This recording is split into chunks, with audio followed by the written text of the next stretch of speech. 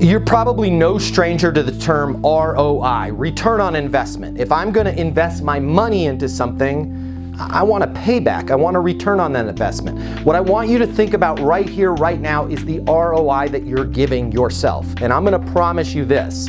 If you go to work on your goals will go to work on you. You will get a return on investment. If you spend an hour this morning thinking about your plan and where you want to take things, your plan will go to work on you and give you a return on that investment. Every minute that you can invest in yourself, whether it's writing down your goals, whether it's creating a plan, whether it's working on your sales process, that is an investment that is going to return multiples back to you.